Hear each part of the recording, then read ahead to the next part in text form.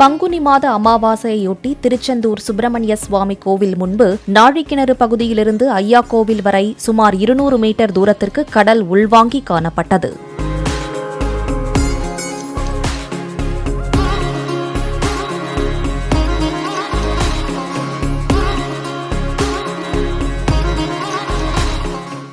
Play store மற்றும் app ஸ்டோரில் இருந்து பாலிமர் செயலியை QR கோடு மூலம் பதிவிறக்கம் செய்யுங்கள். செய்திகளை உடனுக்குடன் பெறுங்கள்.